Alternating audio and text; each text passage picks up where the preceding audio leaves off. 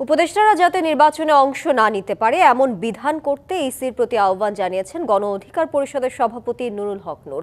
বিকেলে রাজধানীর আগারগাঁওয়ে নির্বাচন কমিশন ভবনে সিইসির সাথে সাক্ষাৎ শেষে এই আহ্বান জানান তিনি।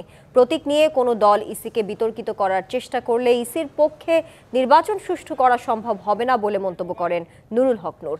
বলেন, নির্বাচনে সাংবাদিকদের ভোট কেন্দ্রে অবস্থান থাকা দরকার যাতে কোনো অঘটন না ঘটে। কেয়ারটেকার গভর্নমেন্টের সাথে সংশ্লিষ্টরা জাতীয় নির্বাচনে অংশ নিতে পারে না। সরকারের উপদেষ্টা কিংবা সরকারের সুবিধাভোগী কেউ যেন এই ইমিডিয়েট নির্বাচনে অংশগ্রহণ করতে না পারে। যাদের মানবতা বিরোধী অপরাধের বিচার হচ্ছে, আইনগতভাবে তাদের বিচার হচ্ছে, সুতরাং তারা যেন নির্বাচনে অংশগ্রহণের কোনো সুযোগ না পায়। একইভাবে যে এই ফেসিবাদের দোসর যারা জাতীয় পার্টি সহ নির্বাচনে যাতে অংশগ্রহণ করার সুযোগ না পায় এবং তাদের বিরুদ্ধে ব্যবস্থা নেওয়া হয়।